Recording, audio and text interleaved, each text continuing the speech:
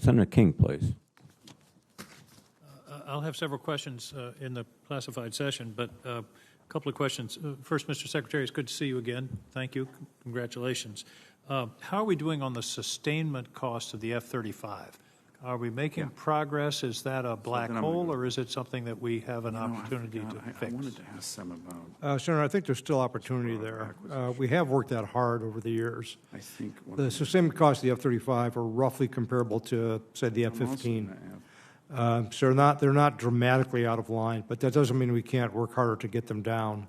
We are modernizing the ALICE system for a number of reasons, part of it operational, partly to reduce costs. We need to get to there are problems with the engine that need to be addressed to try to reduce the cost there. Part of this is about readiness and about having the operational availability that we need, as well as about reducing costs. And it's going to be an ongoing, continuous effort. As we modernize the system and go through Block 4, hopefully we'll get the systems that are more reliable as well and reduce sustainment costs there. You mentioned availability. How does the Air Force stand up against Delta Airlines, for example, in terms of readiness and availability of its aircraft? I think the short answer would be not well, but we have a very different operating model. I've been to Delta and looked at how they do their maintenance, for example. It's built around keeping their aircraft constantly in the air to provide, revenue, essentially. We try to provide combat readiness, so it's a very different model. But nevertheless, there is a lot we can learn from airlines like Delta in terms of how to keep a fleet current and manage the resources that you have much more effectively. I hope so, because that's one of the answers to the financial problem, is to have more planes ready to fly. On that note, where are we with the KC-46? Is that are the problems behind us? Are we ready to deploy those, or is it still being worked out with Boeing? We are using the KC-46 operationally. We just signed an agreement with Boeing to do the redesign of the remote vision system that's used for refueling by the operator who controls the refueling. We have some other technical issues that they're working on to resolve. Right now, we're able to service about 85% of our types of aircraft we have to refuel, and that's up pretty dramatically from where we were a year ago. So the trends are very much in the right direction. We still have a little ways to go to get the product that we absolutely have to have.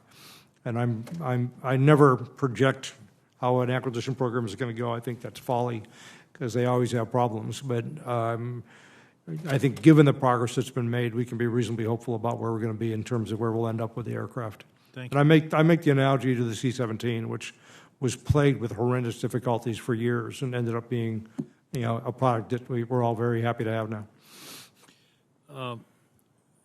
With regard to personnel rather than equipment, we've had a lot of discussion here about a shortage of fighter pilots and also a shortage of maintainers. Are we making progress on those two fronts? At one point, I can't remember, I think there were we were short 1,500 or over 1,000 fighter pilots. How are we doing in that, both in recruitment and retention? We brought the backlog, or the gap in fighter pilots, down by about 300. It was on the order of 1,800, brought it down to about 1,500. The shortage we have is not actually in units that have people flying. It's in rated officers who serve in staff jobs, where we want that kind of expertise available to help us with staffing functions.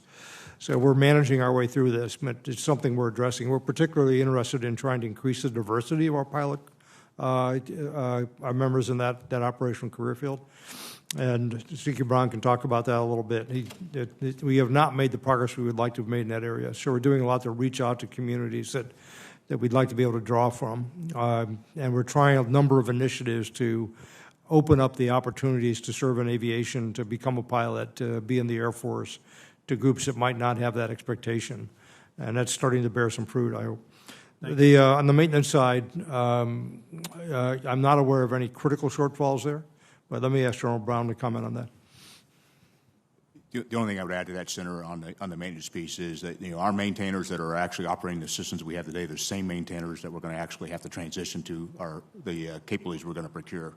And so as we maintain some capability, if we maintain it too long, then we can't actually man and maintain the aircraft that are coming off the production line and coming into our unit. So there's a balance to how we make that transition.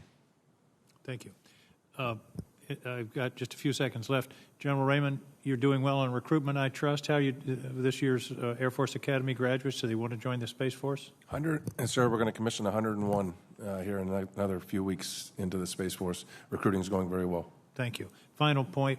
Congratulations, Mr. Secretary, on the emphasis on R&D. Wars are generally won on new technology, and I think you're putting the money exactly where it needs to be.